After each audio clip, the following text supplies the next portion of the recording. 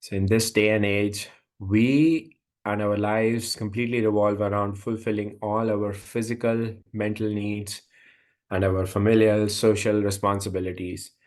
In this fast paced routine life, the requirements of the soul are often forgotten.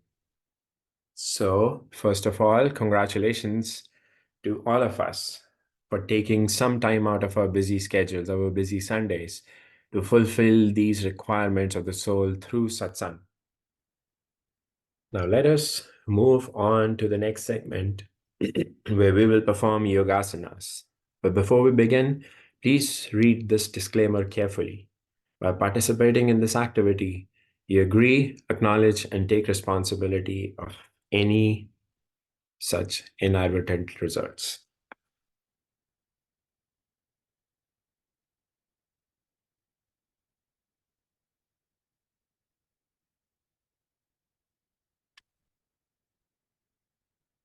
Yogasanas are very helpful in keeping our body fit and healthy. We have been extremely fortunate to have taken this human form. Human body is the only form of life amongst countless species which is capable of achieving salvation by raising the soul's consciousness above the insurmountable compulsions of nature. In fact, salvation is the ultimate goal of human life. Vihangam Yoga provides the knowledge and guidance of the Sadguru who helps us achieve this goal. Please let us know if you're interested in knowing more about Vihangam Yoga and learning the most simple yet extremely powerful meditation technique to get started in your spiritual journey. Today, we have the honor of having Sulbha Soni ji from our Vihangam Yoga family in India. She is based in Mumbai, Maharashtra, and will be guiding us on valuable yoga practices. Sulbha ji, we're ready whenever you are. Sadgurudeo, am I audible? Yes, I can hear you loud and clear. Sadgurudeo. Yes, Sadgurudeo. Namaste everyone. I hope everyone is fine. Okay, so we'll start with yoga asana. Before we begin, we'll start with prayer. Okay, everyone, keep your hands in Chinna Mudra. It's also called as Jnana Mudra. Place it on your thighs. Gently close your eyes. Take a deep breath in. Breathe out. Breathe in. Breathe out. Start chanting Om. Focus at your Muladhara chakra while chanting Om. Om.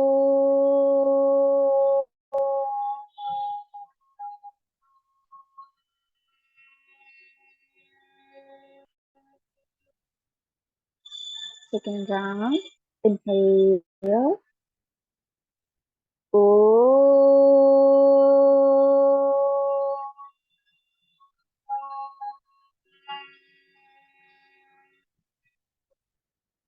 Third round. Inhale deeply and again. Om.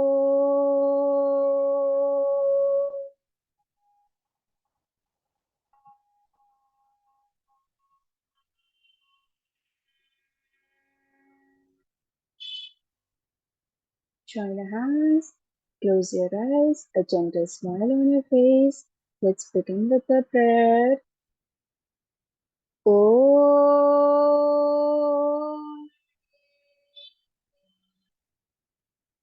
Sahana Bhavatu Sahano Punatu Sahaviryam Karvavahe Tejasvinavadhitamastu Ma Tattvishavahe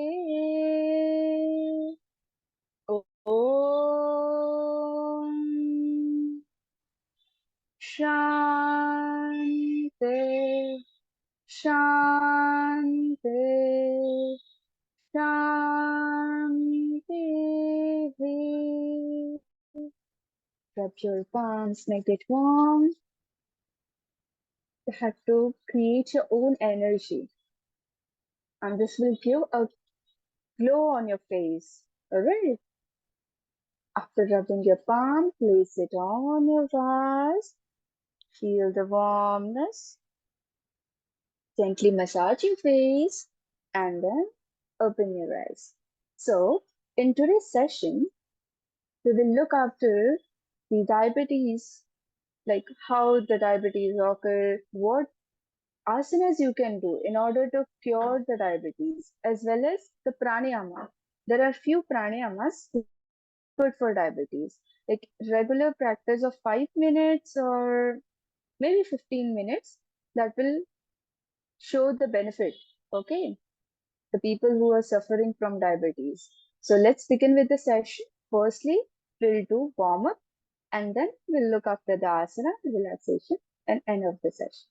Okay, everyone take the position, come at your mat.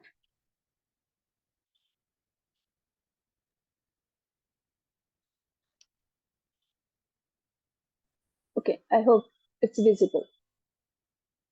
Yes? Yes, your yoga mat is visible, Sulmaji. Okay, okay.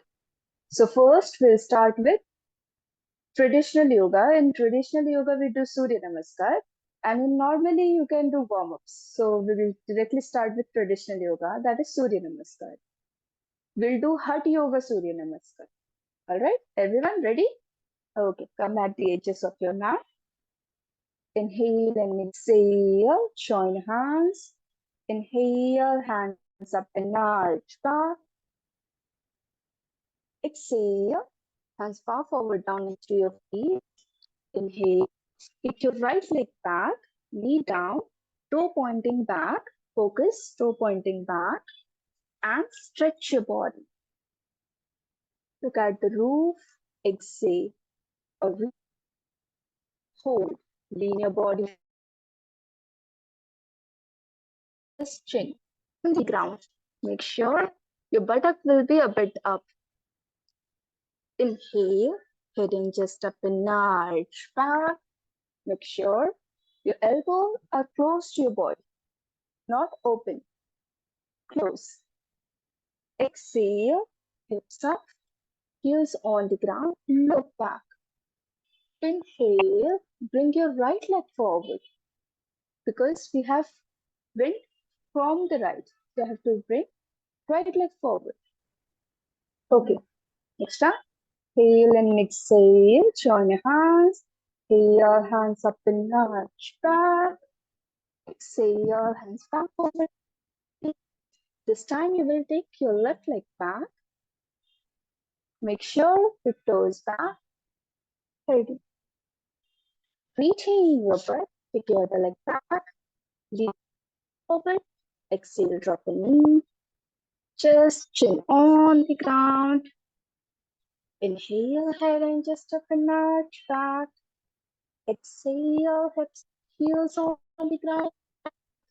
Inhale, left leg forward. Exhale, left forward. Inhale, hands up and arch back. Exhale, Namaste. So this is how we will do Surya Namaskar. Go with the right, come with the right. Go with the left side, come with the left leg. So that all consists of one round. Okay? That is how you balance both the side of your body. Make sure of doing this. So next we'll do asanas for diabetes. So it's known as Setu Bandha Asana, which is good for your neck, your throat, as well as for your back and good for diabetes. All right. So lay down on your back. Lay down on your back. Okay. Keep your hand beside your thighs. Bend your knees. Now with inhalation, You will lift your buttock up. As slowly, you have to put pressure on your upper body, upper back with inhalation. Let's inhale, lift your body up. Exhale down. Inhale up. Exhale down. Inhale up. Exhale down. More 2 rounds. Inhale up. Exhale down. Inhale up.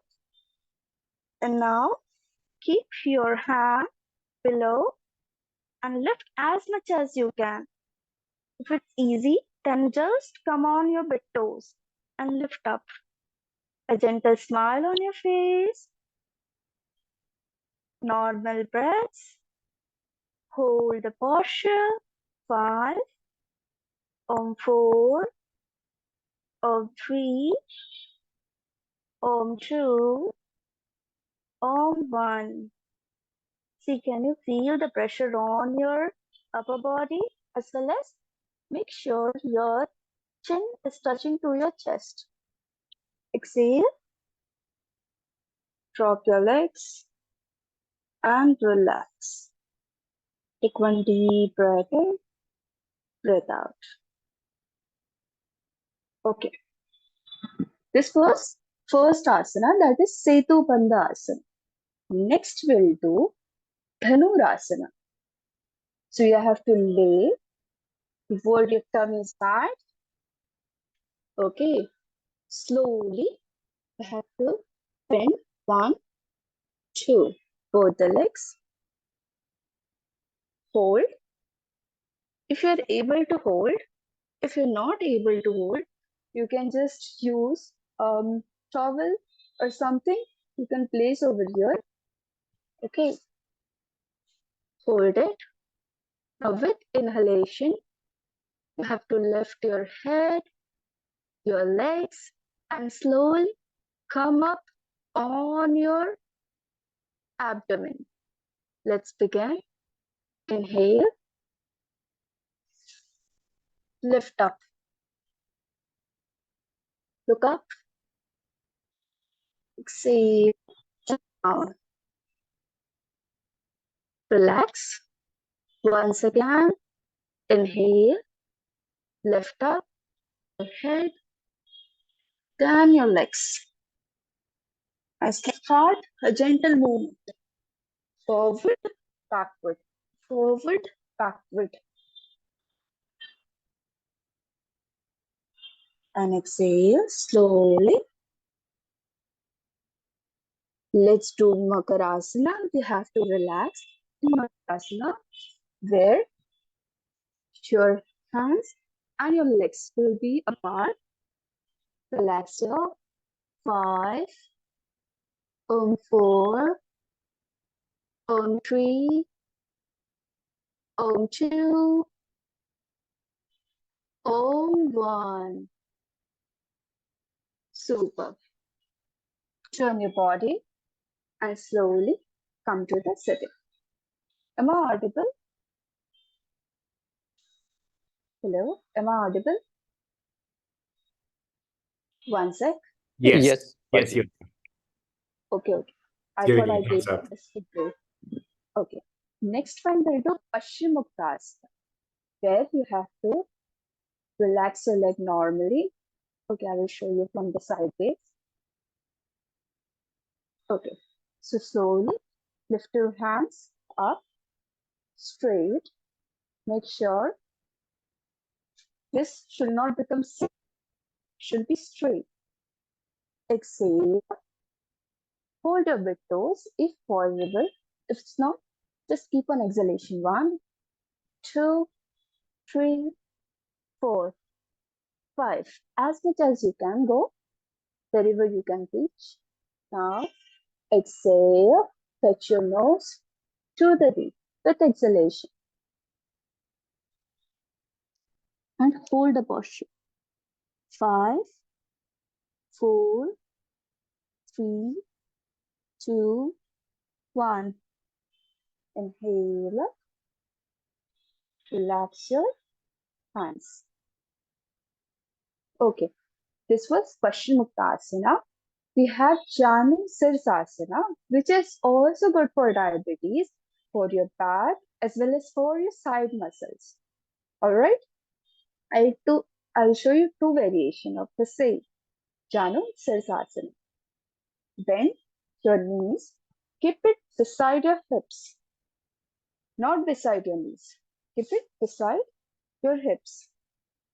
Same way, take your hands, then palm facing upward. A lot of people do mistake. Just take it like this way, which is wrong. You have to go in discipline, in step-to-step way. All right.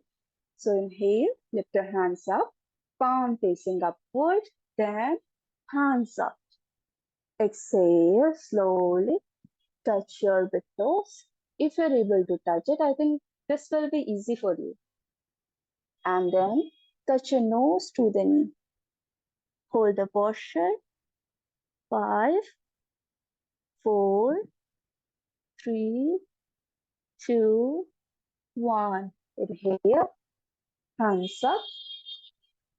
Exhale, slowly down, palm facing downward, and relax. Let's do with the other side. Side change. Inhale, lift your hands. Make sure your back is straight. It's not like a C. It's straight completely. Lift your hands up. Exhale. Hold a bit. Touch your nose. 5, 4, 3, 2, 1. Inhale up. These all asanas are very good for diabetes. Next one will do the same way. You have to apart your legs from sideways. Keep it beside your thighs. Hold a bit toes. If possible, I'll just adjust myself. Hold a bit toes, if possible.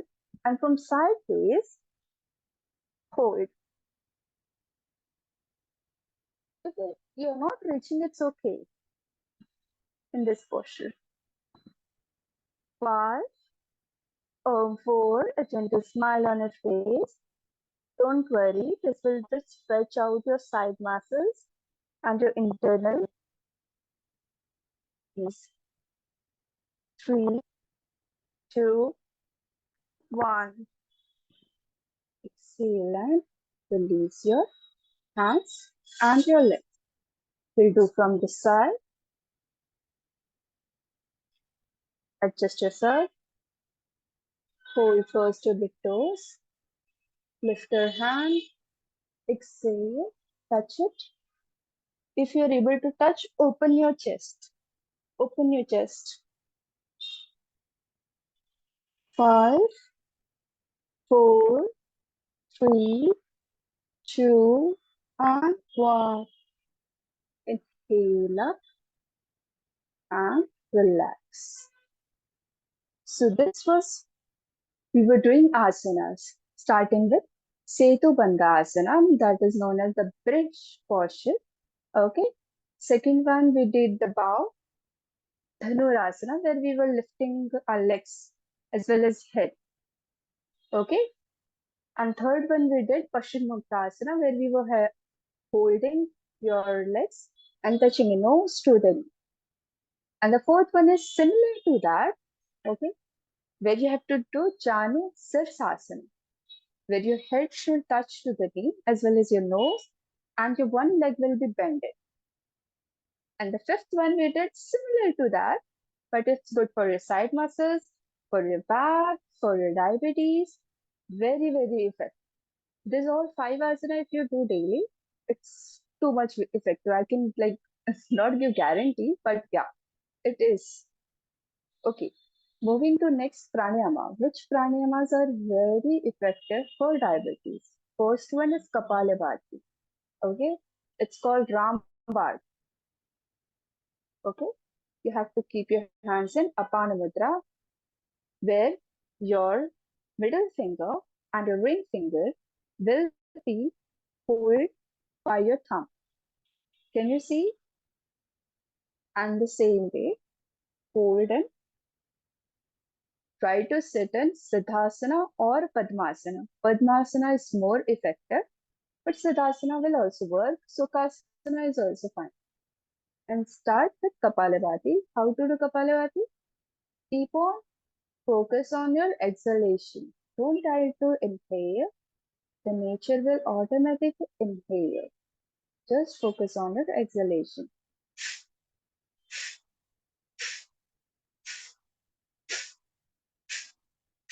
Your tummy will go in, okay?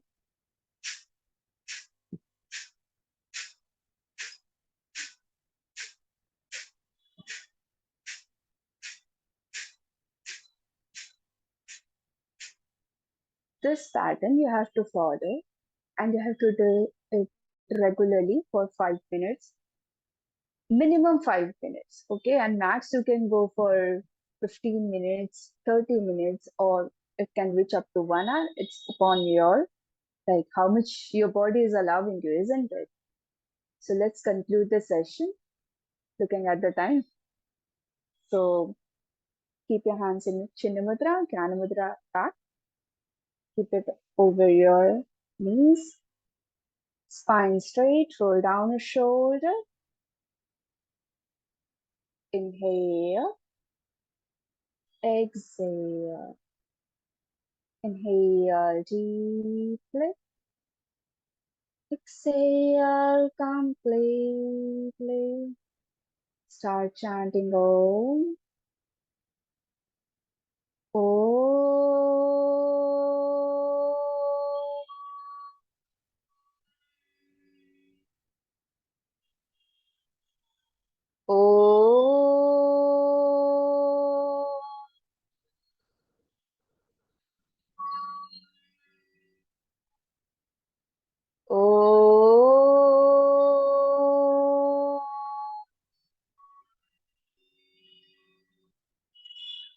Join your hands, close your eyes.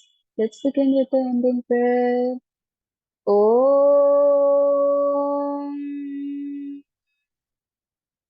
Sarve Bhavantu Sukhinah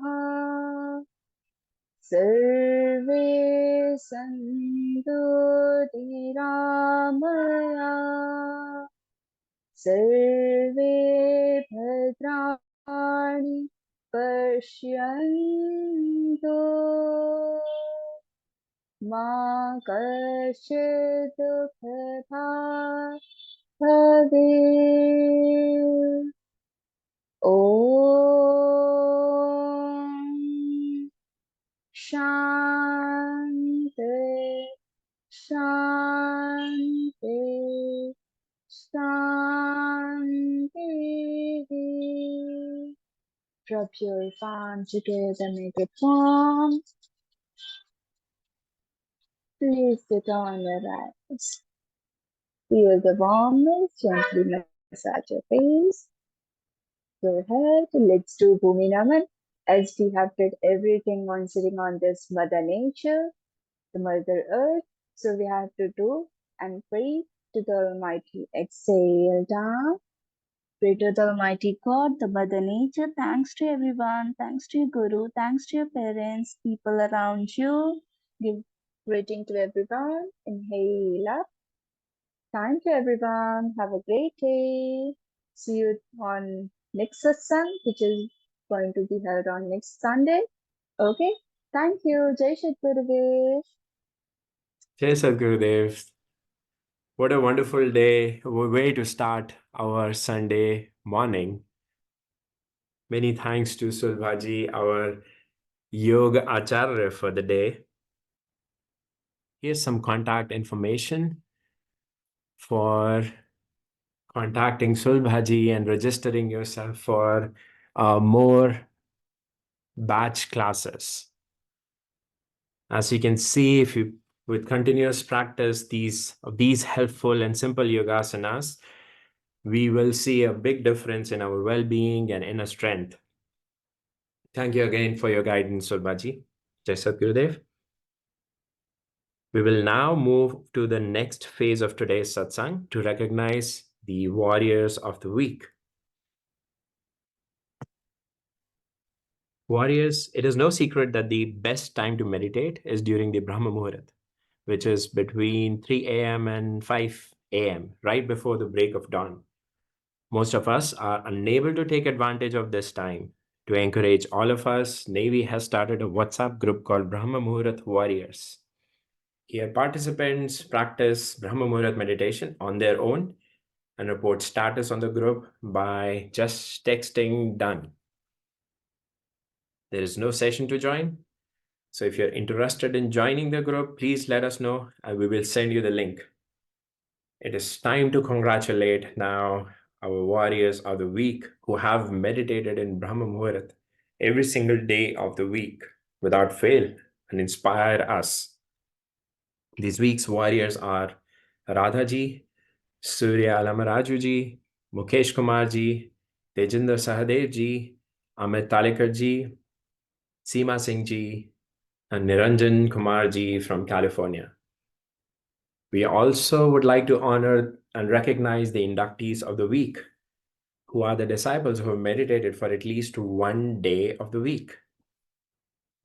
Inductees for this week are Lalmani ji, Niranjan Kumar ji from Atlanta, Bhagwati Patel ji, Alok Ranjan ji, Ranjani ji, Srirang ji, Om Sai Ram ji, Sudhanshu Kumar ji, and Dave Miller ji.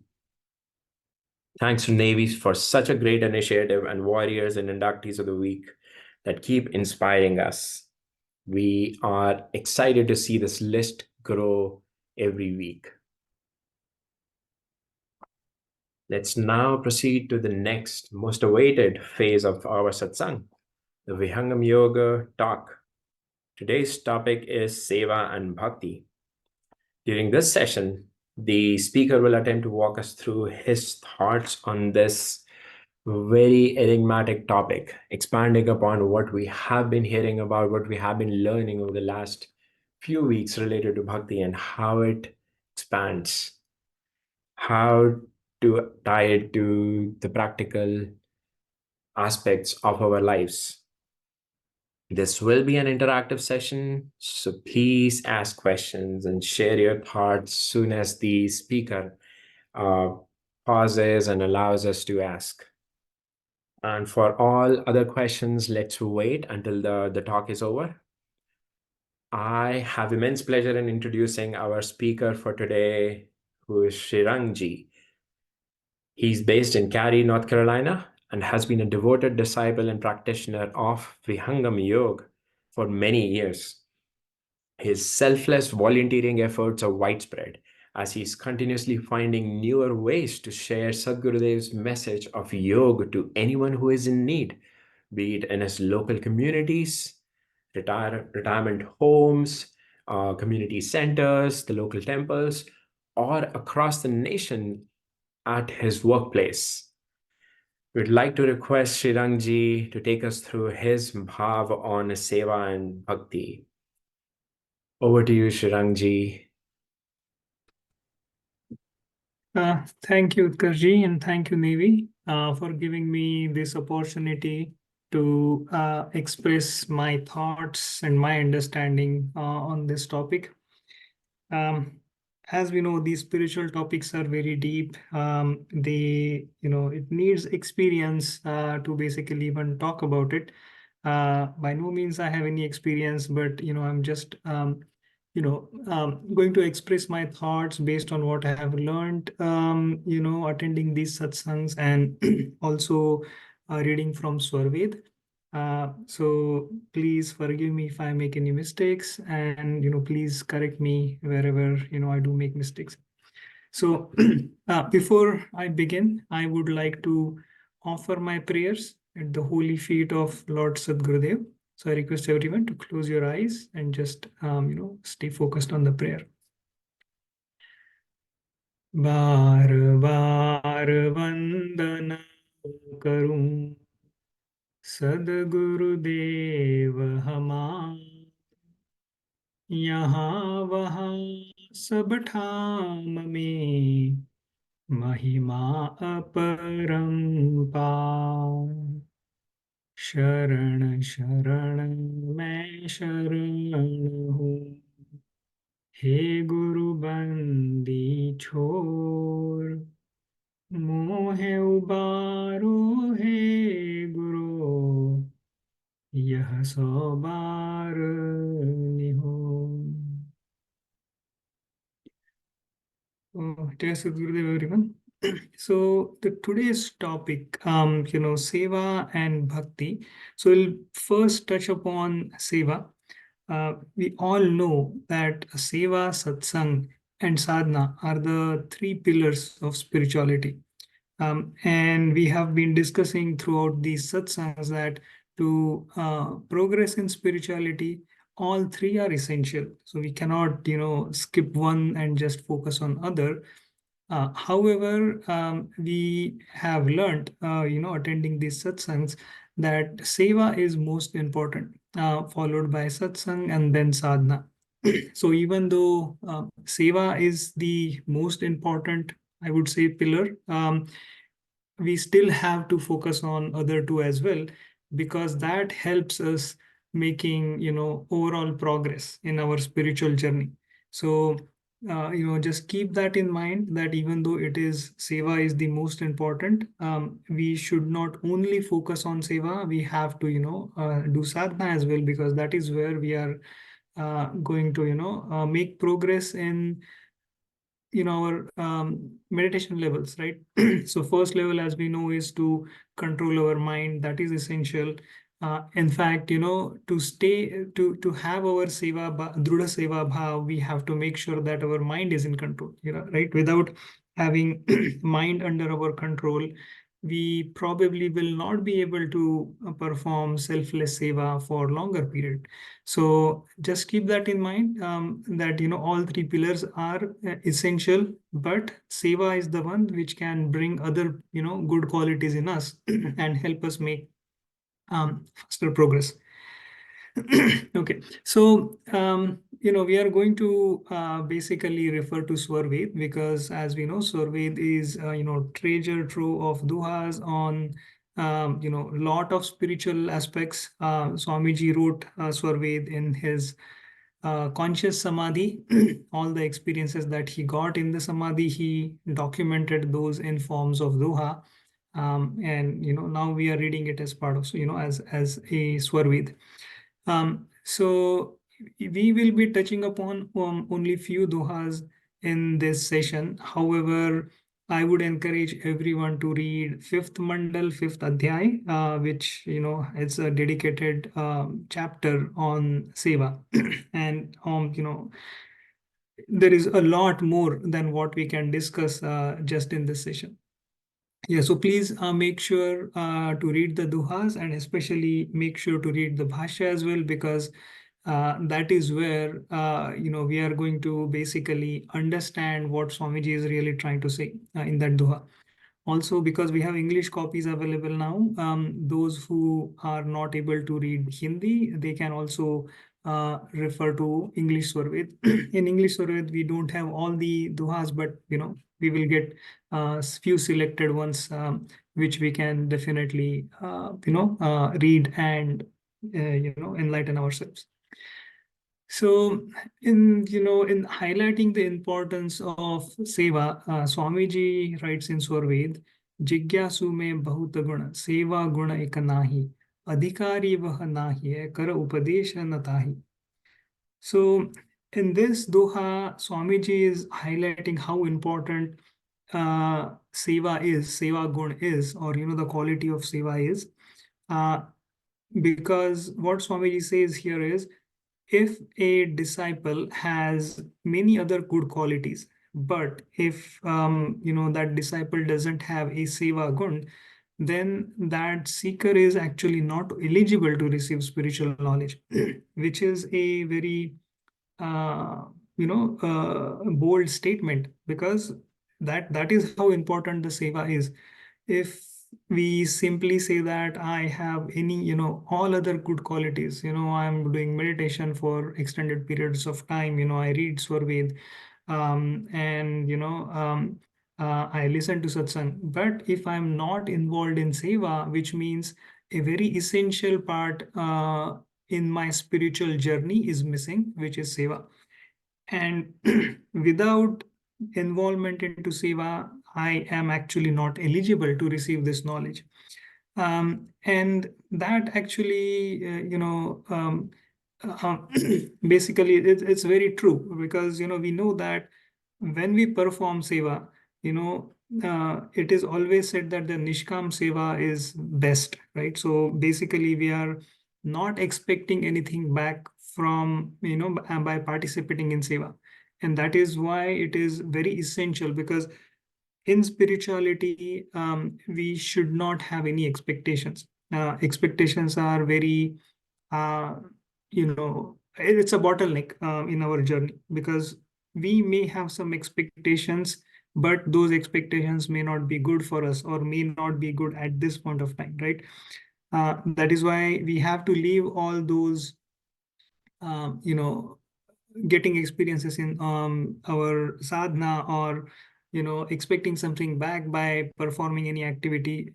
We should not get basically bogged down by a thought of getting something out of the practice we are doing, or seva that we are doing.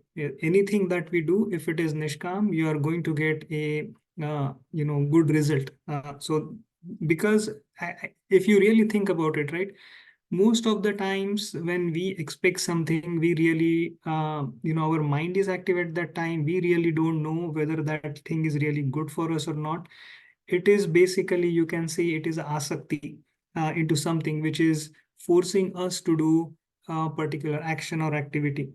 The outcome may or may not be good for us, but we still get involved into it because our mind has or our because of the asakti or the desires. And that is why it is better to perform those actions, especially when we are doing it for our spiritual progress, as nishkam seva, with no expectation at all. So in further, Swamiji also says that if a seeker has no other good qualities, and if sevak is basically or the disciple is involved in seva, if a disciple only has a seva gun or the quality of seva, then that person is actually considered as eligible, because of the seva gun. All other good qualities will automatically come into that disciple. So Swamiji writes, seva guna vidyaman hai, anya sakala guna nahi, adhikari upadeshaka apa guna ahi. So here Swamiji is saying that just having one quality of seva or seva gun, other good virtues, other good qualities will automatically come to us. And that actually highlights the importance of seva in our spiritual journey. It is, basically you can look at it as a shortcut. Performing seva is probably a shortcut to, get into good books, in spiritual terms, or basically bringing good qualities into us without, working on each quality one at a time. And if you really think about, when Nishkam Seva is done, we are actually trying to imbibe a lot of good virtues. First thing is, you can say that ego is the latest roadblock for us, right? So when we perform Seva, when we are involved in Seva, it helps us in eliminating the ego. And that's the biggest roadblock in not just spirituality, but in any kind of progress, be it spiritual, be it professional life or personal life. Ego is the number one issue most of the times. It can also cause ego can cause clashes between family members. It can result in friction and tension in our professional life. And if you really think a little deeper, the soul's degradation actually starts because of the egoistic thinking. When soul is in union with Supreme Soul and experiencing the eternal bliss, and he has the entire knowledge. The state of soul is Loha Agnivat, which means the soul acquires qualities of supreme soul, just like a piece of iron which is thrown into a fire. It basically starts glowing like a fire, right? So the soul is in that state, and it acquires all the qualities of supreme soul, and then it develops a bhav, that I'm the creator, all this bliss is because of me, which is basically aham brahmasmi bhav, and which leads to the first bondage of contrary knowledge, or agyan ki granthi, right? uh, so with nishkam seva or selfless seva, we are basically working towards getting rid of ego. This is if people from Indian background, we have seen or heard that during Mahabharata time or the olden times, the kings used to send their children to guru's ashram for studies, right? Now, if you can think, being a king, they could have called the guru in their palace to teach children. However, that is not how that system was developed. Regardless of what is a person's social status, all the children basically went to guru's place in the ashram to gain knowledge. And regardless of the social status of the student and student's family, every single per student had to perform seva, be it bringing water from the river, maybe collecting sticks or not from the wood for fire or whatever, or keeping ashram clean. Each student has to basically perform the seva, and in fact, there was no set time, right? It was not written somewhere that if you perform, if you come to ashram, perform seva for, let's say, 6 months or a year, then you are deemed eligible. So what we see in the old system is, it was not based on the time, but the time each person takes to basically get rid of ego through seva. And once that ego is gone, then they are deemed eligible to receive the knowledge. So seva is the instrument through which you can basically get rid of the ego and make yourself eligible. So when it comes to performing seva, there are various different ways seva can be performed. And again, taking references from Swarved, Swamiji writes in Swarved, Dhanakaya manavachana se santa parama guru sev arat deena adhina ho anugami gurudev. So in this doha, Swamiji explains that seva can be performed in various forms. It can be performed by dhan, or monetary seva.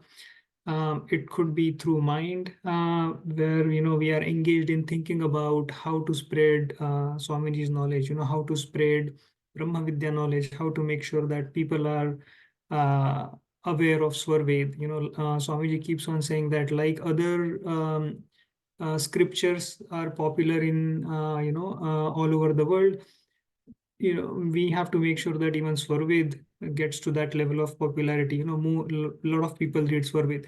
So just thinking about how we can reach out to more people, right? That is one way of performing seva. The seva can also be performed by body, which means we are actually involved, physically into, let's say, arranging and conducting Vihangam Yoga sessions, or we can also help, let's say, setting up the stage for upcoming event or whatever, right? So that's another way of performing seva. And seva can also be performed through speech or vani. So basically, we would be using our speech to talk about Brahma Vidya knowledge, conduct sessions, reach out to new people, explain them about Vihangam Yoga, and so on. So important thing in this doha, right? Swamiji used a word anugami. Anugami means as per the guidance provided by or the guidance and the rules provided by Sadgurudeo.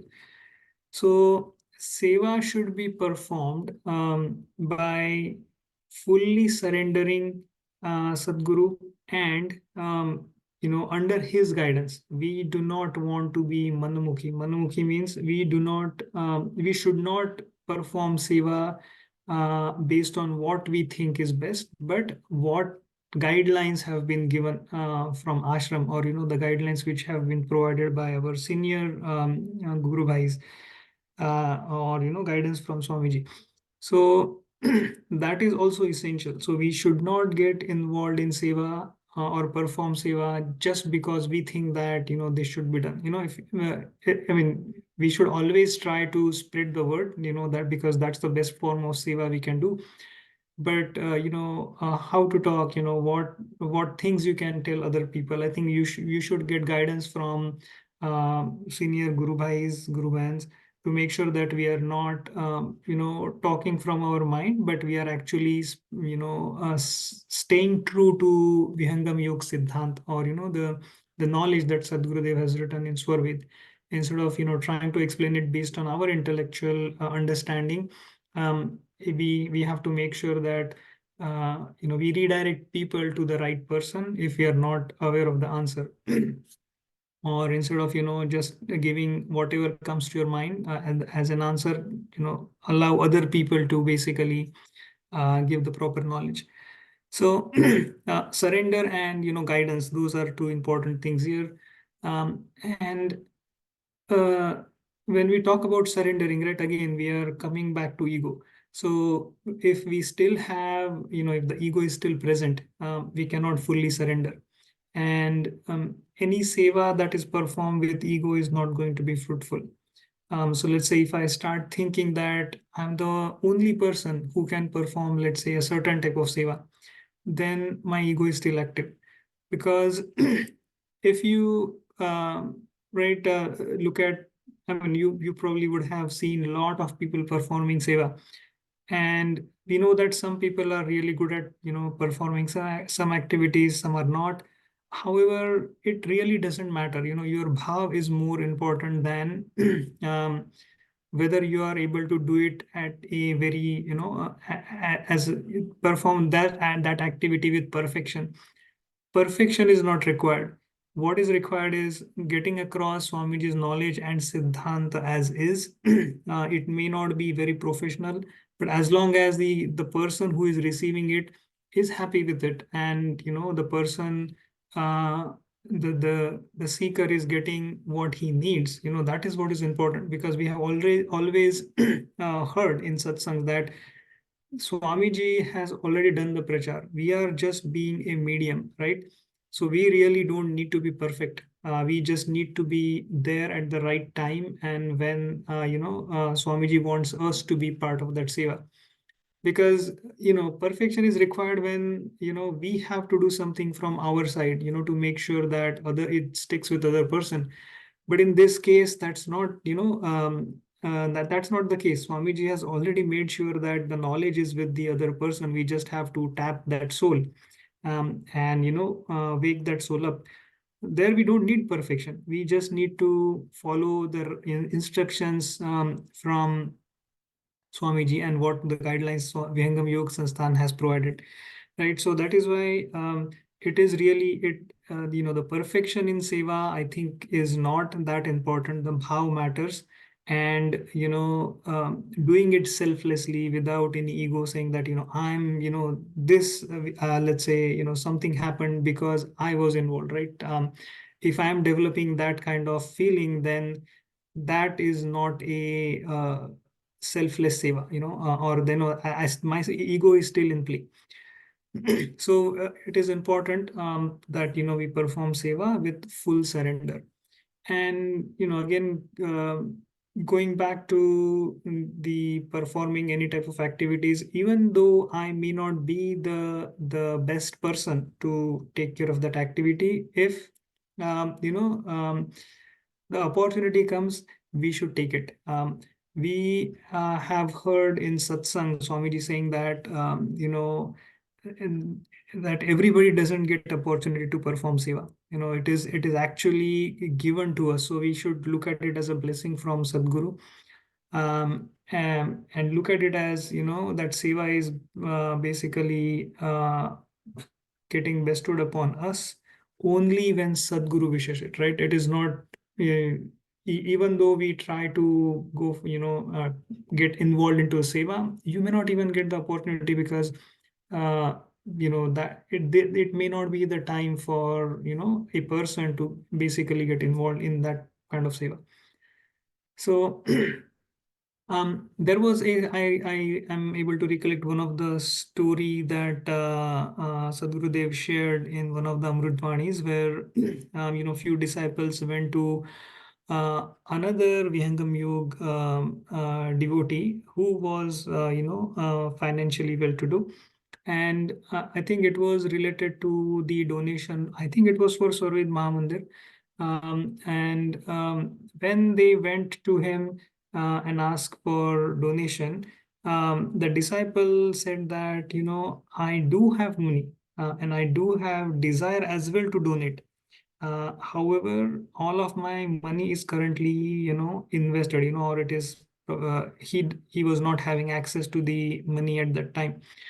So he said that there is a desire, I am capable, there is desire, but at this point of time, I am not able to donate because of other limitations. So what it shows is, even though we may have desire, even though we may have capability, it may not be the time for us to get involved into that seva, right? So that the blessing, seva is basically a blessing from Sadgurudev for our spiritual upliftment. So we should always look at any seva opportunity as a blessing, and we should not think about whether I will be able to perform that seva with perfection, and if we just look at it as a blessing, and that, I mean, again, it doesn't mean that we should not take extra effort to go extra mile and try to do the best we can. So I mean, we always have to take extra effort and try to reach to perfection, but it is okay if you do not reach it, because what matters is the bhav and your willingness to do seva, with what kind of feelings you are doing, getting involved in seva activity, that matters. And again, not having ego is, I think, the topmost thing when performing seva. So again, it is a blessing from Sadguru, and when there is a time when Sadgurudev wants to bless us, he offers those blessings in form of seva. And we have always heard that Sadguru will basically, if we are giving something to Sadguru, we get the benefits are returned to us multifold. And again, we should not get involved in seva with anything expecting back, because there are a few things to consider here, right? When we are expecting something back, it is not nishkam seva, right? And the thing that we are expecting may not be the good thing or right thing for us. Sometimes the suffering is required. So Sant Namdev ji says that even suffering is a blessing, because you are burning your karmic deeds with that. You are getting that opportunity to get rid of those karmas, right? So even though that is probably, we think it as a suffering, it is a suffering in disguise. That is how we have to look at. So again, the seva is a blessing from Sadgurudev, and that is how we should look at it. Take the opportunity as far as you can, and do the best, even though we may not reach perfection. Doing it with wholeheartedly, with no ego and no expectations. That is important. So again, there is a duha in Swarved which reads sadhana seva prathame manava se banadeva nishpala vidya hinaki kar guru pad kara sadguru padase. So Seva is the prime instrument through which Sevak acquires divya guns, or good qualities. And Swamiji says that the knowledge of a person who is not involved in Seva is not useful. It's not that great. And here again, Swamiji is highlighting the importance of Seva, doing it without ego and without expecting anything back, and how that helps in our upliftment. So actually we can look at Seva as means of purification. So let's say I'm very attached to money, right? And I can try to reduce the attachment by donating that money for good cause, and if I start doing it slowly, it will help me reduce my attachment with money. Now, you can look at it, from different perspective. If you are serving, let's say, underprivileged people, and typically, those tend to come from lower social status. So when we are helping someone who is, less privileged than us, or has a lesser social status than us, it is basically helping us let go of our ego. Right, because typically when you see this social hierarchy, people from lower social status basically serve people with higher social status. And when we actually reverse that, it is helping us getting rid of our ego. So, there are a few dohas in Swarved which basically links Seva and Bhakti. So Swamiji says that, Seva, actually there is a doha which reads sadhana seva pratama hai seva hi nana gyan bhakti mukti pave nahi guna swabhava sat gyan.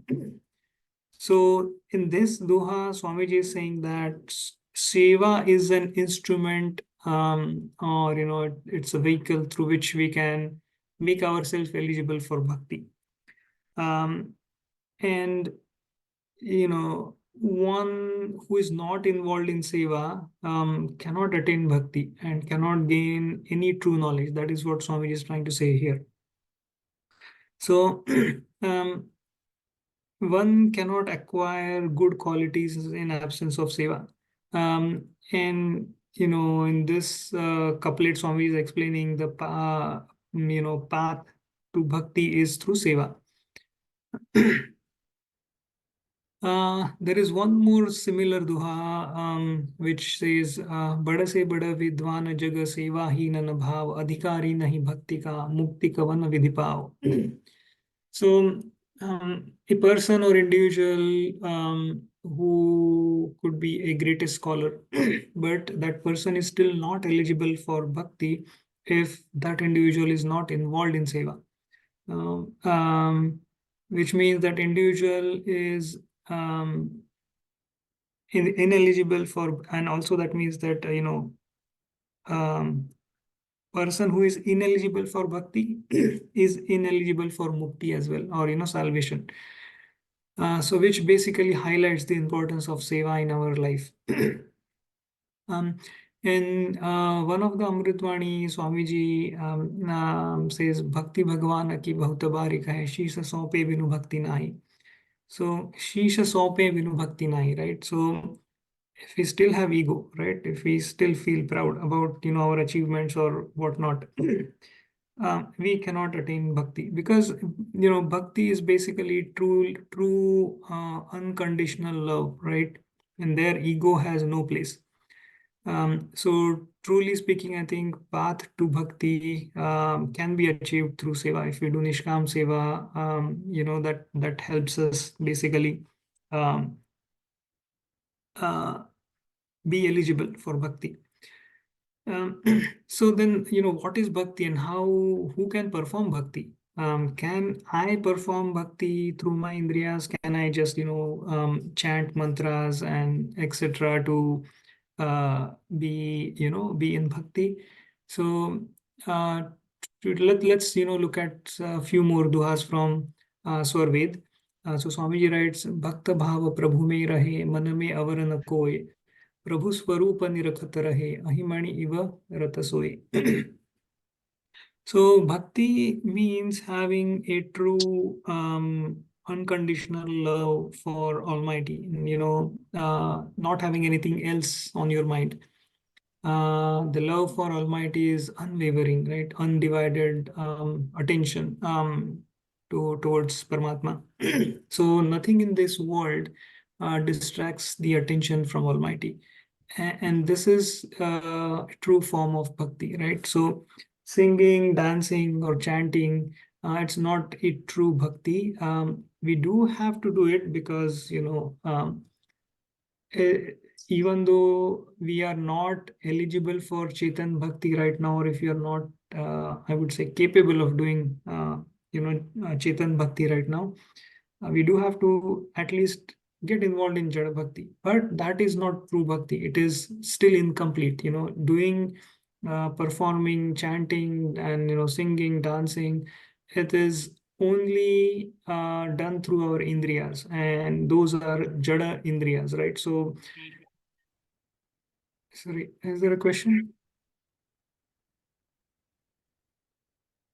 Okay. So when our Jada Indriyas are involved, it is not a true form of bhakti, because we know Paramatma or Supreme Soul is conscious, and anything which is, in this world, materialistic things, physical entities, they are not even able to come close to Paramatma, because it is in a different dimension altogether.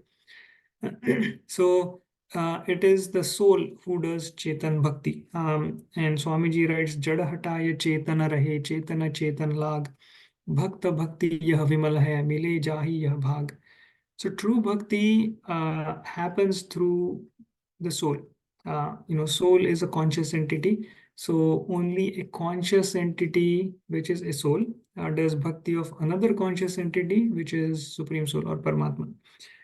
And the bhakti is done by conscious entity only. So when we talk about true bhakti or Chetan Bhakti, it cannot be performed by our indriyas or our organs of action. The Jada indriyas or organs of action are only capable of performing karmas, right? But not the bhakti. And we need a conscious entity to perform conscious bhakti or Chetan Bhakti. So again, singing, dancing, chanting, it is not a true form of bhakti. It is because our Jada mind and Jada indriyas are involved. And, Swamiji says multiple times in Amritvani that Paramatma is beyond reach of physical indriyas.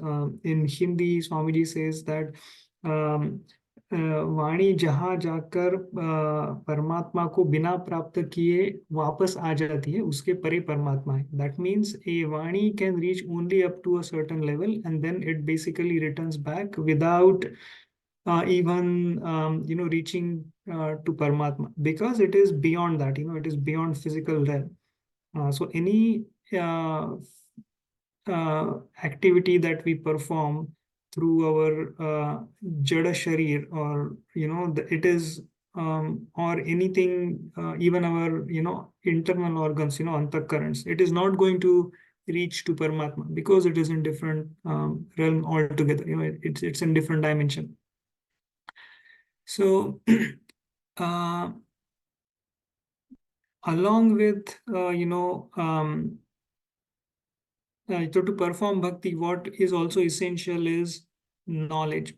Knowledge is very essential for bhakti. Let's try to understand why is that so. So we just from a few dohas that we discussed, we understood that bhakti is basically unwavering attention or love towards Paramatma, right? And if our indriyas are still drawn towards these materialistic attractions, then we cannot have undivided focus on Almighty. For that, actually, we need to develop vairagya, right? So detachment towards materialistic world. And we know that to have true Vairagya, it is only possible through Gyan, right? So Jnana Yukta Vairagya is a true Vairagya.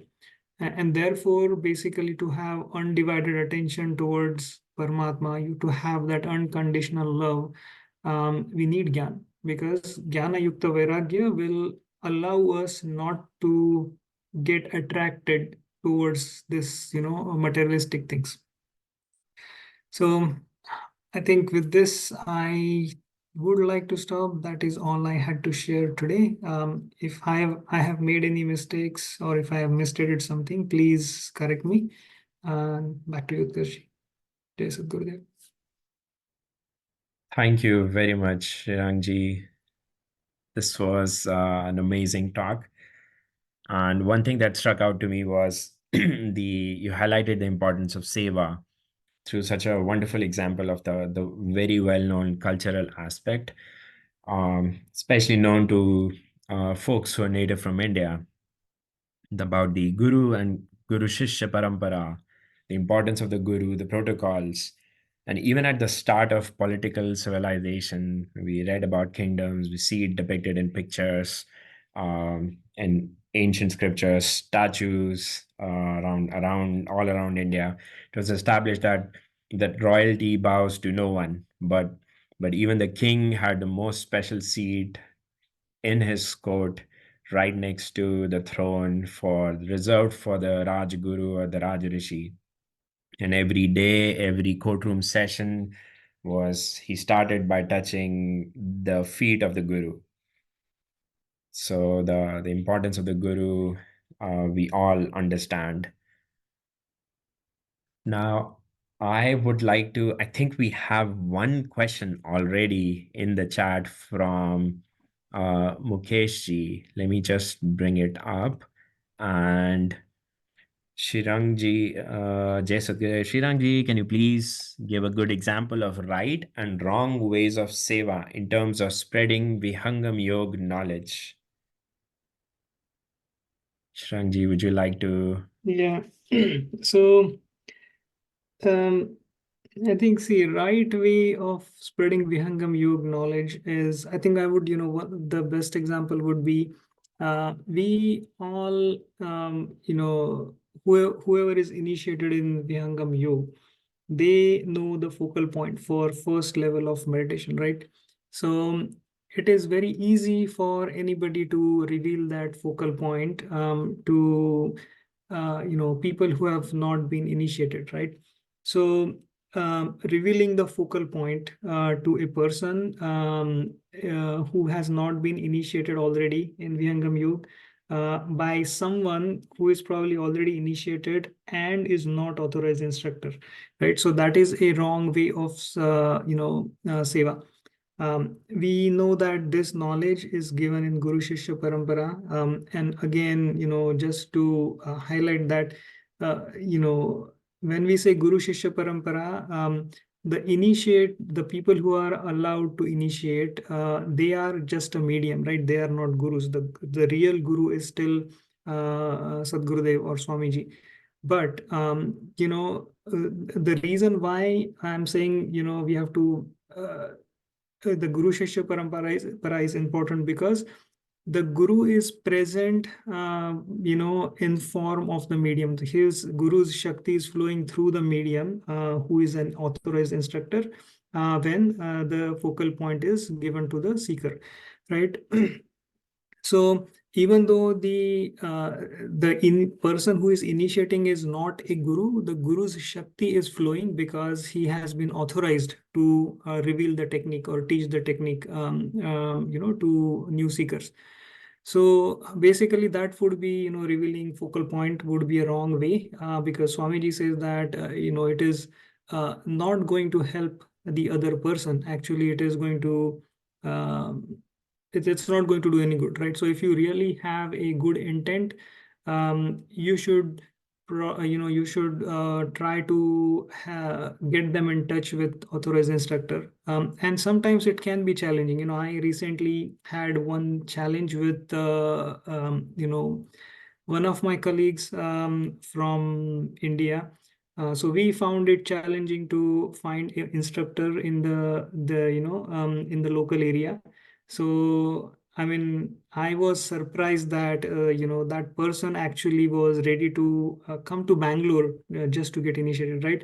So, but basically, we just waited to find an instructor, and then because it was taking time to find instructor locally for that person actually decided to travel to Bangalore. So sometimes it is a test for us, because it was probably easy for me to reveal the focal point over the phone. Again, there are certain boundaries as well, like the authorized instructors are by the region. So if I am allowed to initiate people, let's say in US, I am then, I cannot initiate somebody from India or some other region. So those boundaries we have to basically adhere to, because sometimes we think that my intention is good, I want other person to get benefited by this knowledge, but again it has to come through a proper channel and through authorized instructor, and that is why sometimes it may feel counterintuitive that we are asking someone to wait, but it's a greater good behind that wait. And we all know that spirituality cannot be forced. It happens when a time for that particular person comes to basically start his or her journey. Looking at my own example, and I have discussed this probably a couple of times. I mean, I don't know if I have discussed this in Satsang, but when I talk to few people locally, Yogesh ji has reached out to me almost a year ago before I got initiated, and he basically was, we had a long talk about spirituality, and I was very interested, but somehow that was not the time for me to get initiated, right? So it was almost probably a year before I got initiated. So sometimes even we cannot rush things, right? When the time is there for that person to start his or her journey, that will automatically happen. So again, look at it as our test, whether we have patience to wait until the time is right for other person, or whether it is according to the Swamiji's plan. So that is what I would say. Trying to rush things and revealing focal point when we are not authorized to do so is one example of doing wrong seva. And that also means we also talked about how to correctly handle it. Bring that person or get that person in touch with authorized instructor. In at least US, we are very fortunate because online initiation is still allowed. India, that is not the case, right? So we don't. I mean, we do not have that limitation of somebody needing to be a local for the initiation. So yeah, that's what I would say. Yeah. Back to you. Yes, Sadgurudeo. Shirangi, one Yeah. question. Thank you for a beautiful explanation. There are people who may not be inclined to get into the deeper engagement or understanding of Vihangam Yoga, for example, but they may be practicing numerous other things or other ways of doing meditation and all that, right? So it is probably, is it okay to reference them the Bhagavad Gita chapter where it is said how to focus the mind, because it is also mentioned in the Bhagavad Gita, right? So without pulling them, because they may not be ready for Vihangam Yoga, but maybe they can read section and understand that this is a science and not just because right now people are doing meditation in so many ways. I was just talking to a really old person yesterday, actually, on a Zoom call, and he was saying they meditate on the scripture, apparently.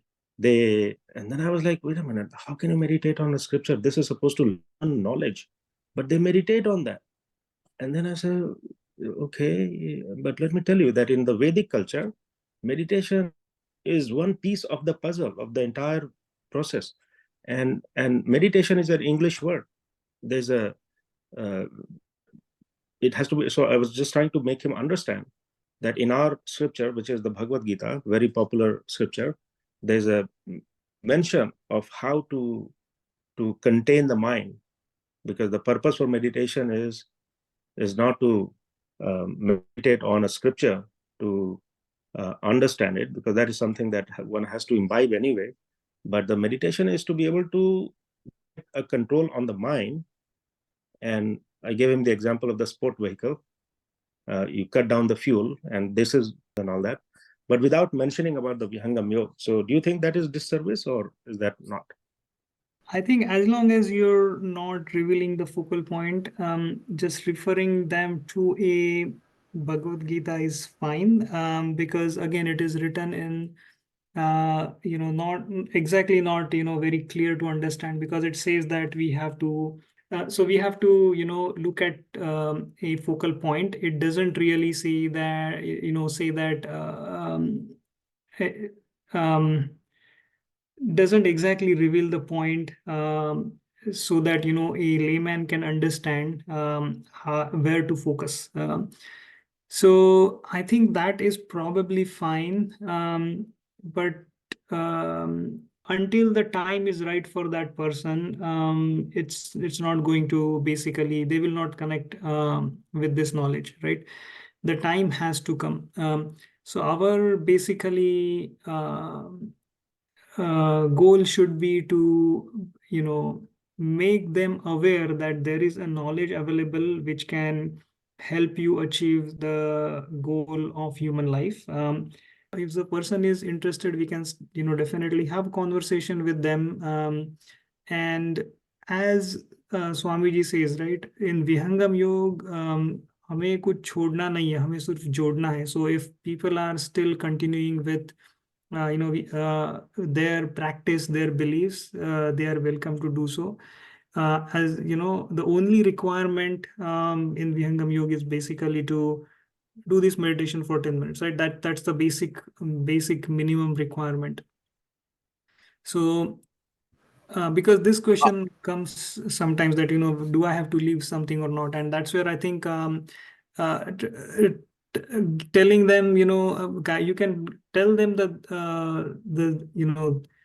the shloka from Bhagavad Gita, but again, how much that is going to help, I don't know, because they first have to understand Sanskrit, and then they are going to probably interpret it whichever way. So I think you can, because that is actually not revealing the point.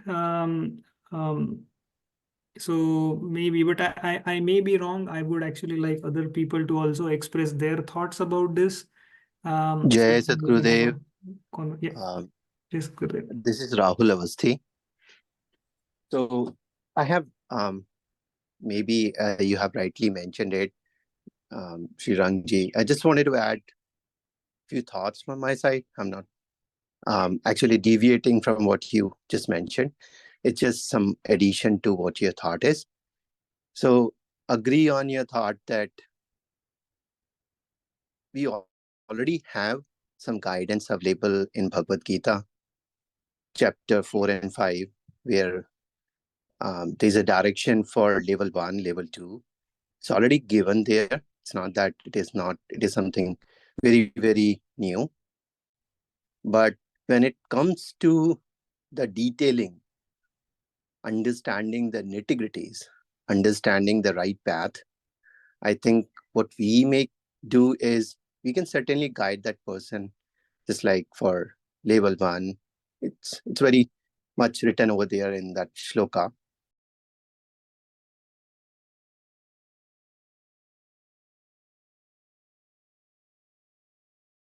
But when it comes to detailing and understanding the right pattern of moving from there, because it's just a layman beginner's guide, and somebody wants to leverage and, go beyond it, it is very important to follow Vihangam Yoga path.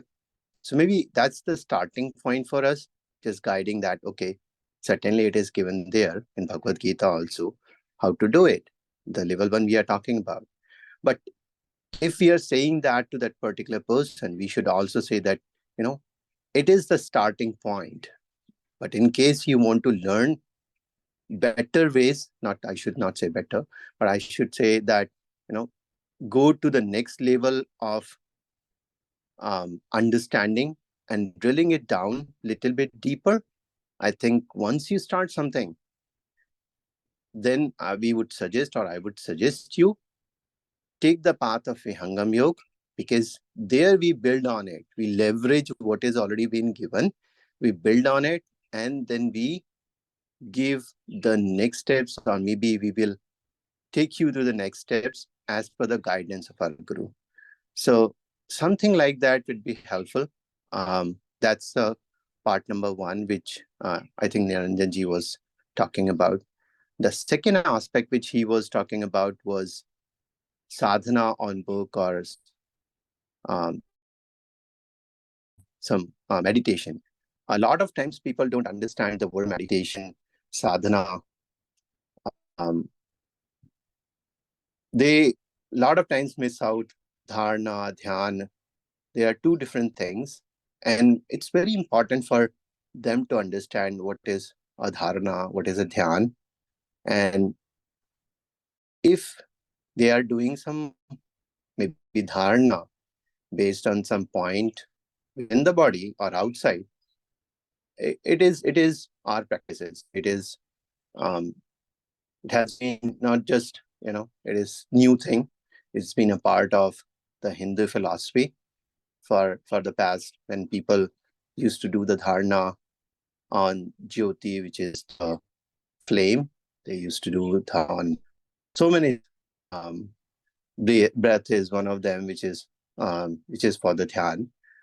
Anything which you can see, you can do the dharana. Anything which you don't see, you can do a dhyan based on it. So there's so many things out there, but in case somebody has to follow a path and then go and build the right directions, certainly they should be brought into a formal process which Vihangam Yoga has rightly set for them.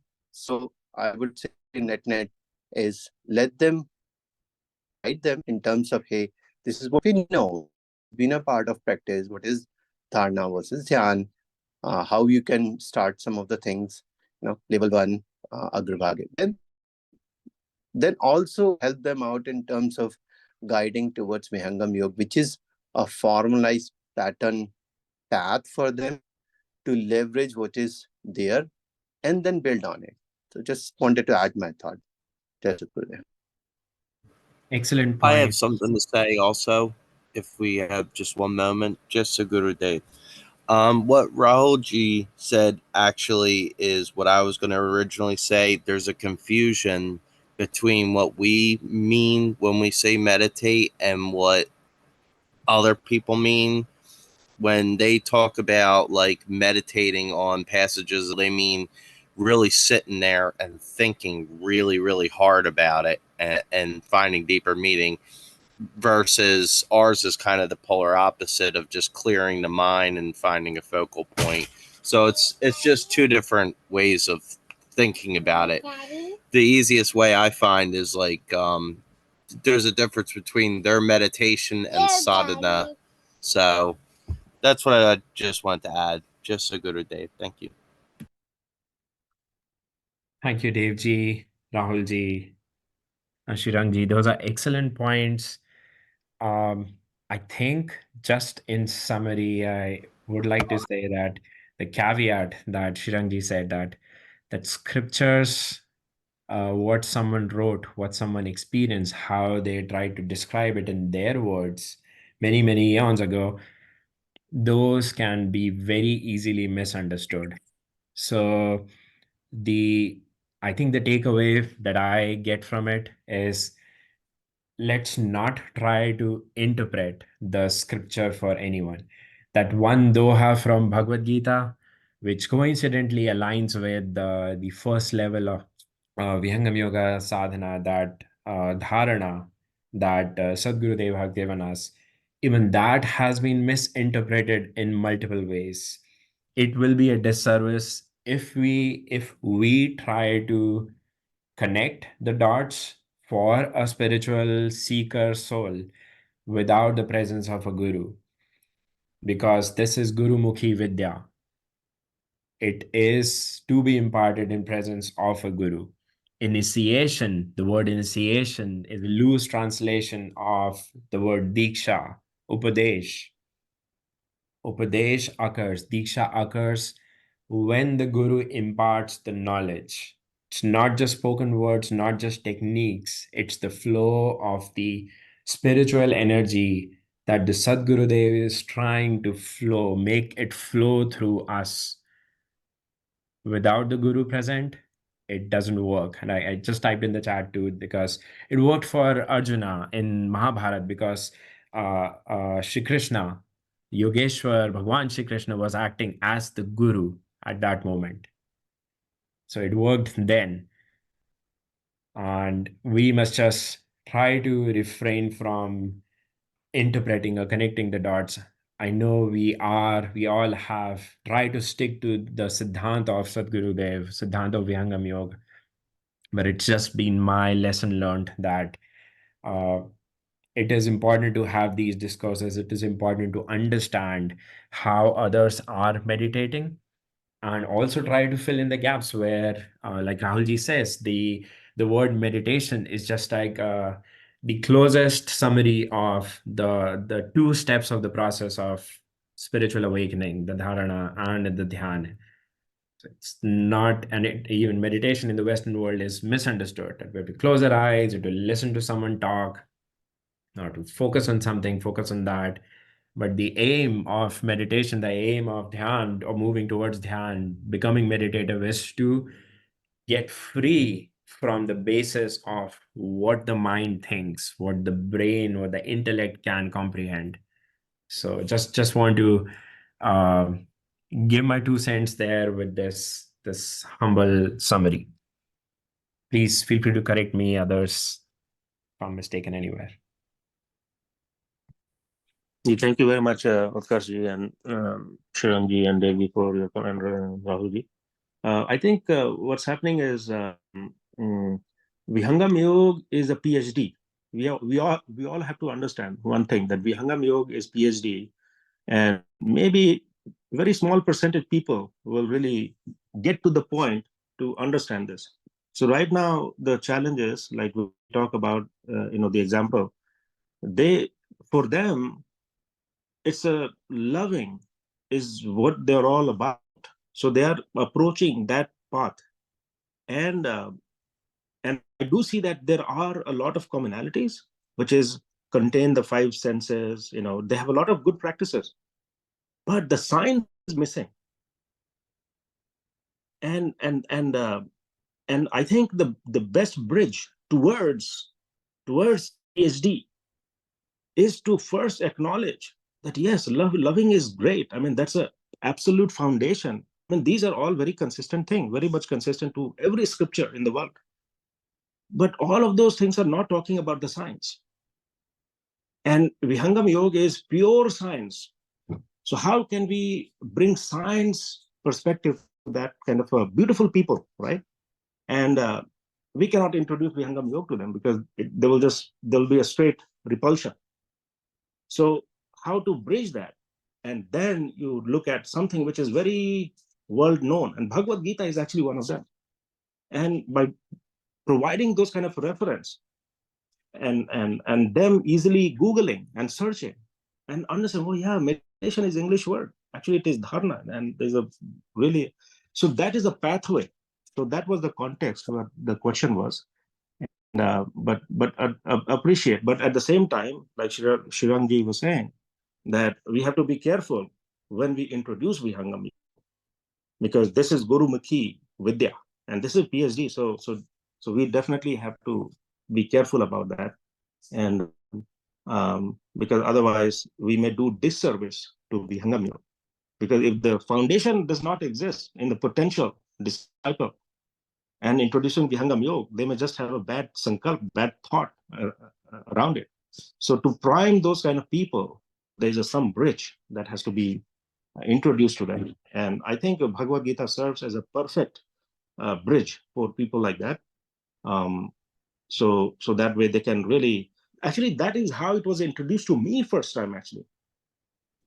So the uncle who had introduced Vihangam Yoga to me, he actually said that, oh, so how many times have you read Bhagavad Gita? So, well, sir, I've never read the entire scripture, but I've done my own way of research, the random way of, doing my own research.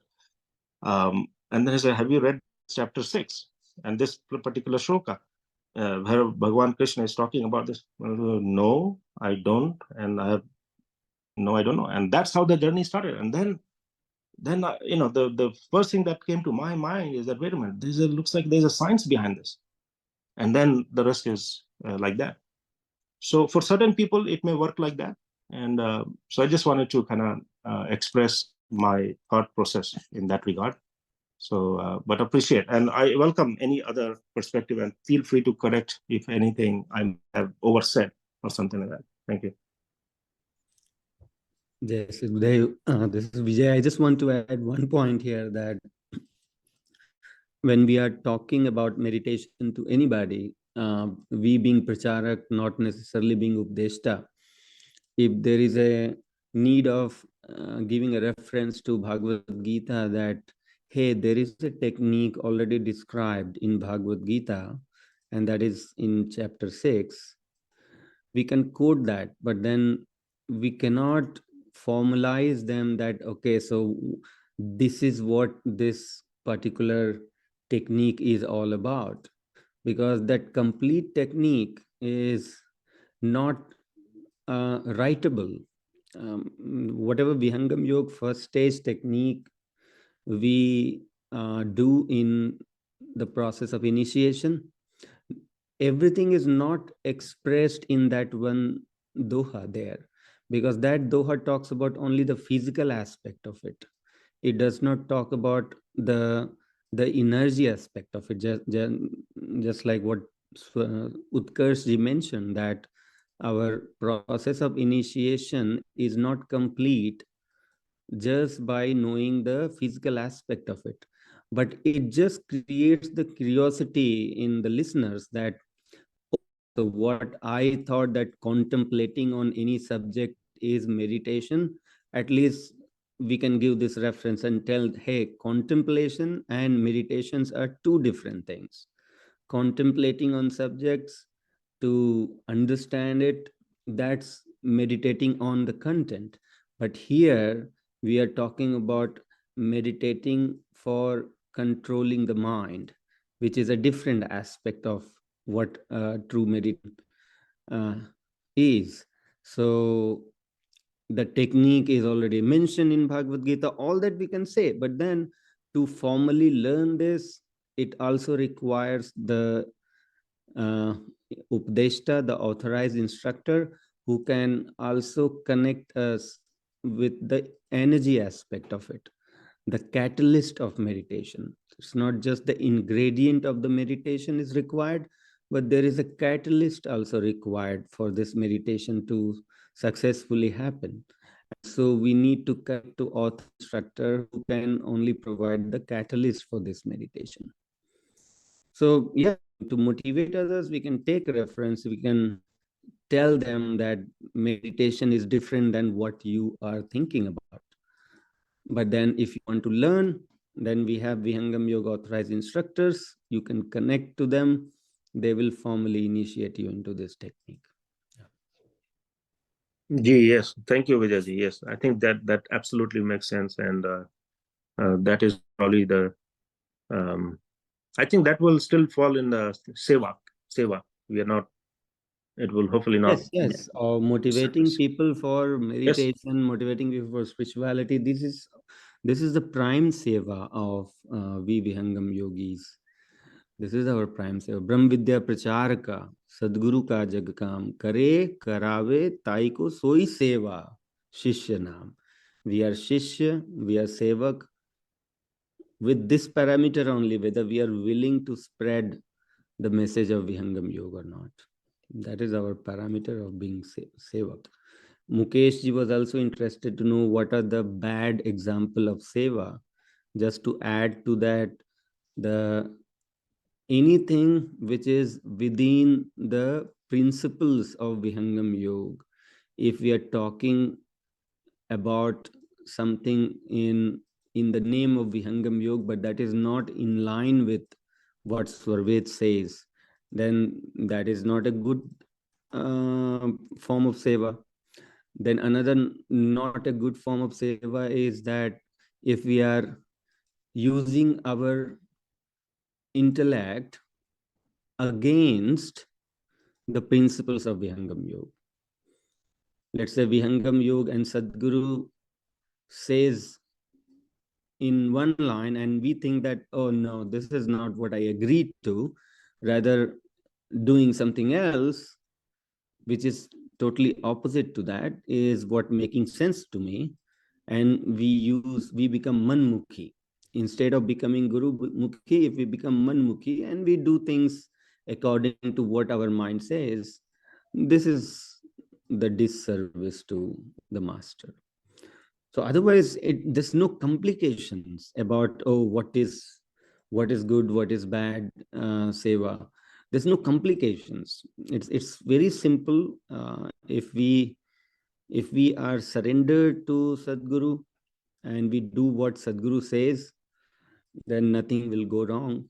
Only when we are using our own mind and doing based on our feelings, that is when it gets wrong.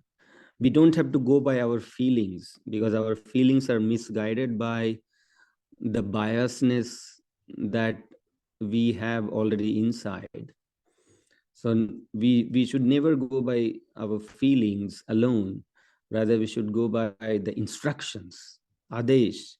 We should go by Swarved. We should go by the learnings that we get from Satsang. So intellect has to be awake, and we just cannot rely on our inner feeling. So Manmukhi and Gurumukhi. This is very thin line. We need to be always very conscious about, am I becoming Manmukhi or I am still Gurumukhi? Gurumukhi meaning, adhering to the instructions of Guru, and Manmukhi meaning adhering to what my feelings are coming from inside. Yeah, that's the thing. Yes. Thank you very much, Ajay. This is the perfect, I think we have achieved the goal of what a satsang is supposed to do, to spark our curiosity further. And what Shirangji touched upon, we should continue to keep reiterating those principles to us. Each of us here who have meditated even once and have seen what sadhana can do for us and for others around us, we are in a way the brand ambassadors for Vihangam Yoga. So please continue doing that service the way Vijayji just described. Before we conclude, I know we're way over time. Are there any other last burning questions or remarks?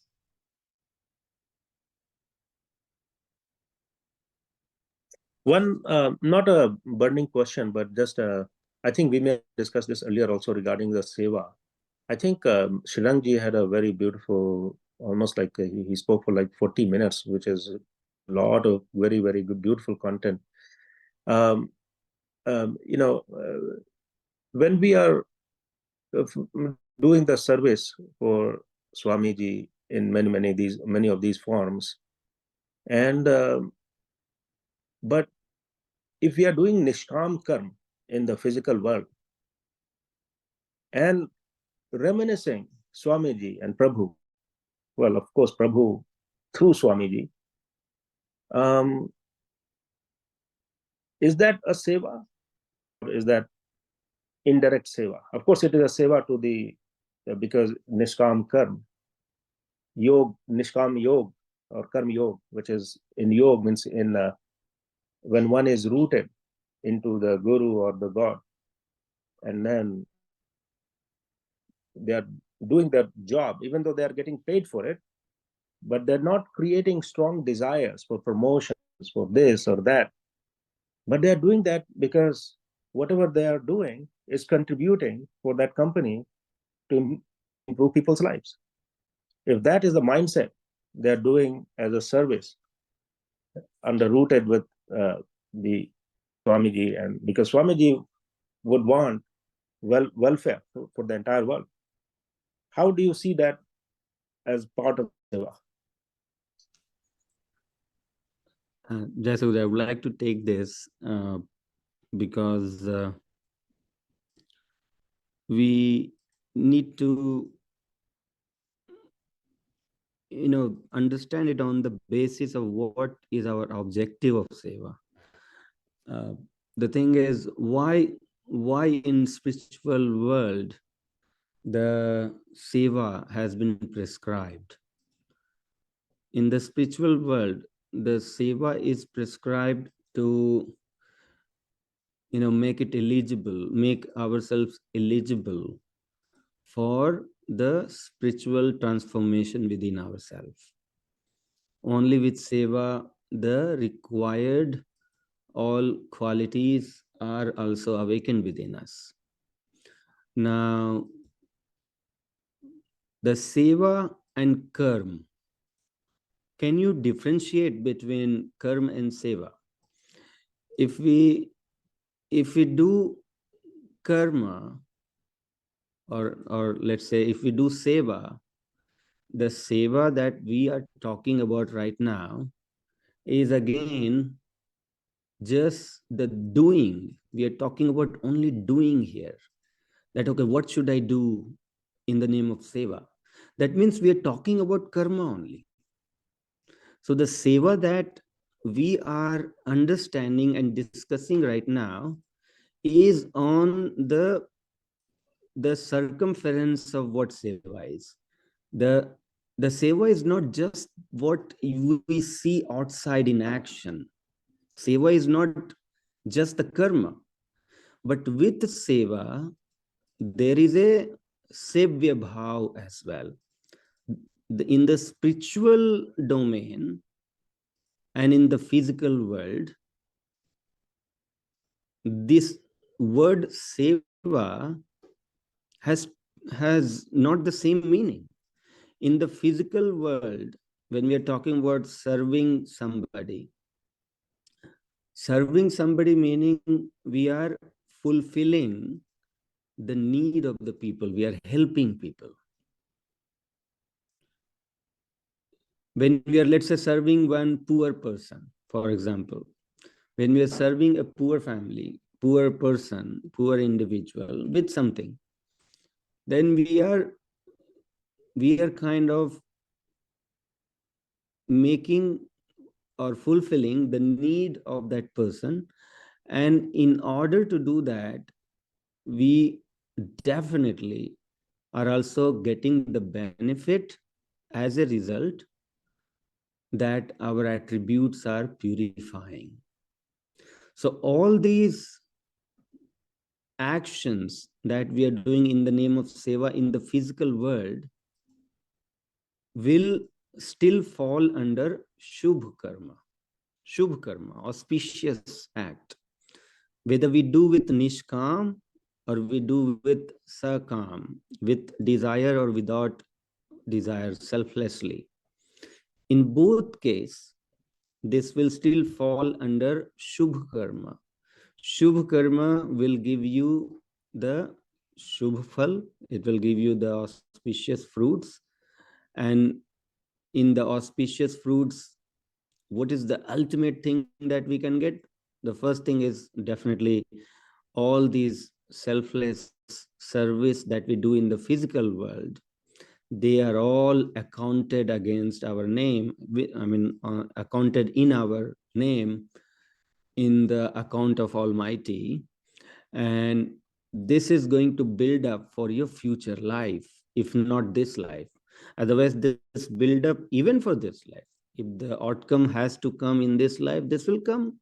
If it doesn't come sufficiently in this life, then at least your next life, your prarabdha becomes such that without your effort, because you have given your time, you have given your energy, you have given your resources to fulfill the need of the people, next life, when you come in the human life, you will find that your prarabdha is so well supportive of your life that many things happen in your life with very little effort.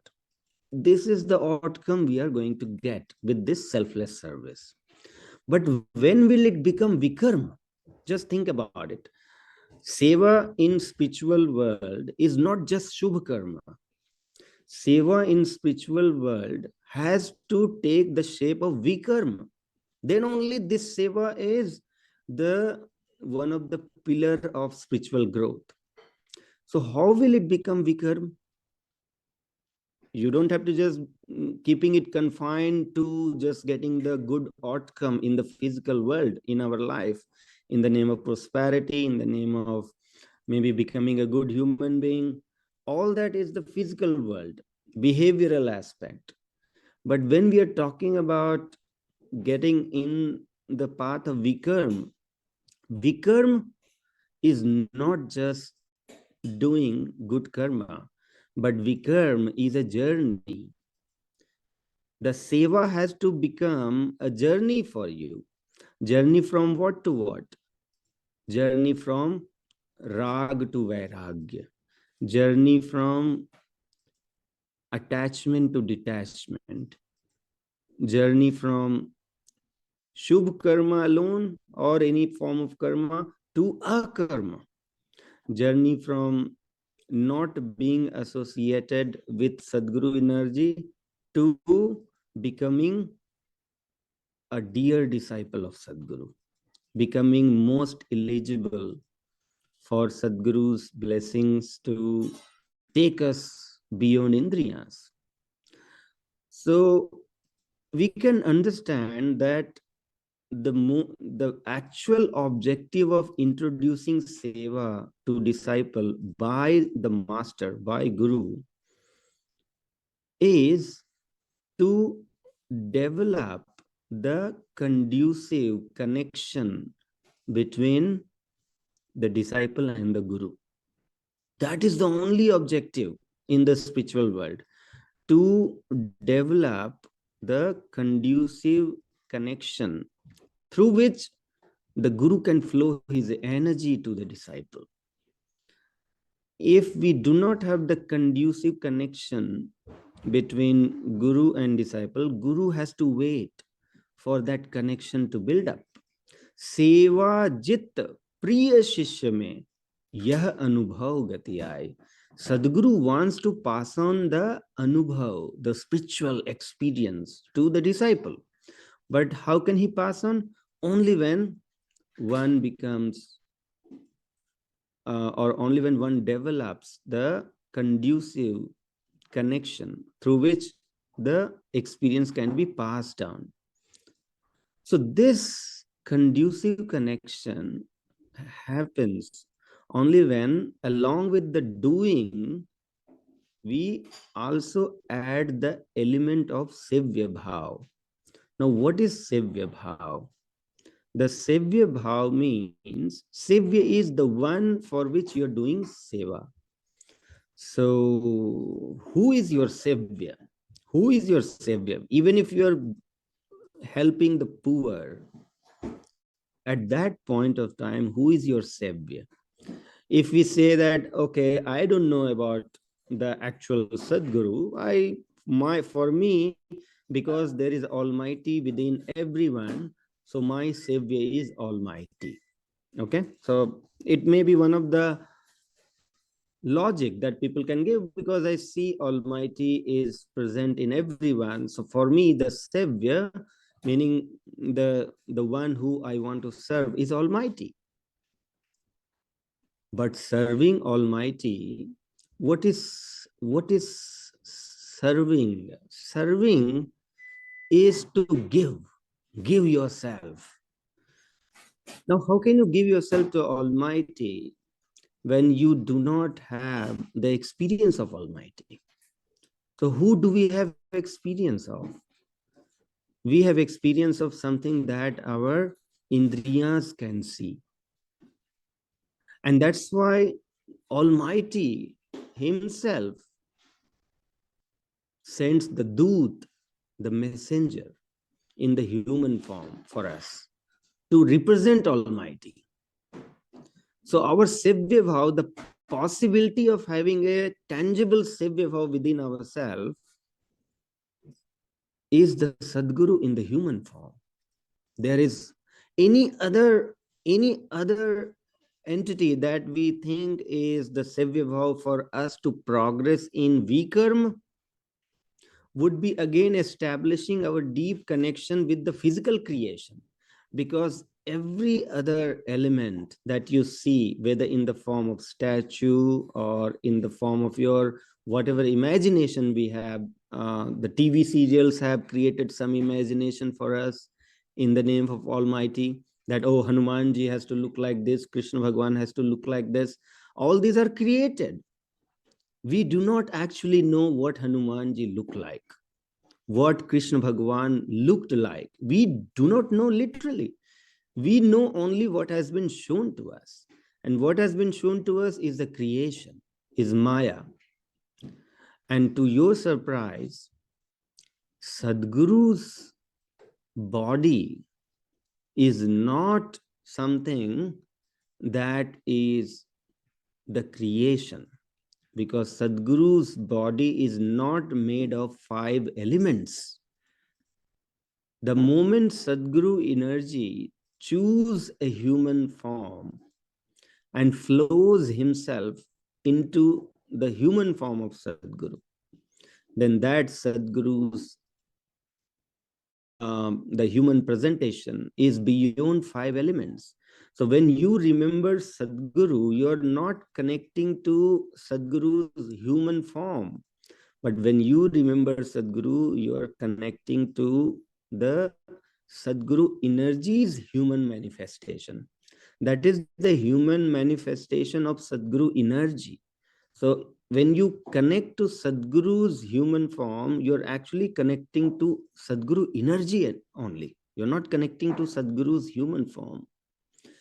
And when you develop the Seva Bhav for Sadguru, right now we are limited because we cannot develop the Seva Bhav for the conscious form of Sadguru. So we are limited, we are constrained to develop our loving relation with Sadguru's human tangible form alone.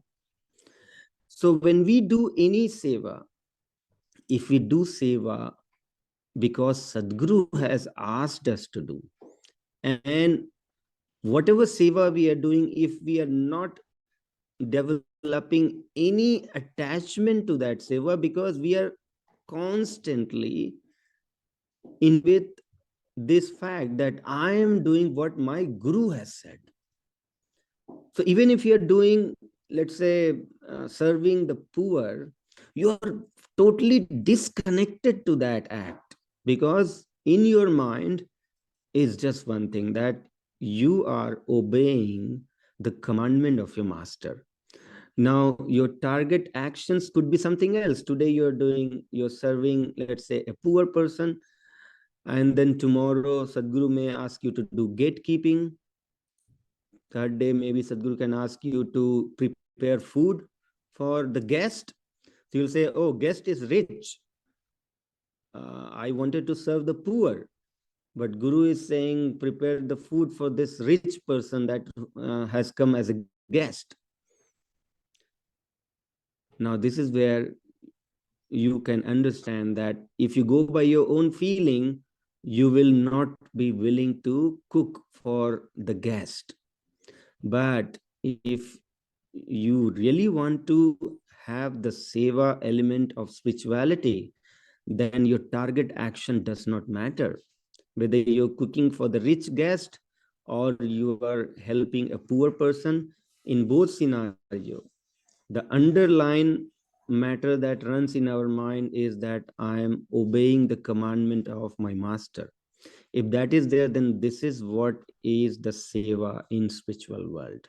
And then only it becomes the vikarma for us, meaning now we are developing the conducive connection with the guru. The only reason for seva in spirituality is to develop the conducive connection with the guru. So if the guru element is missing, then it is just the shubh karma.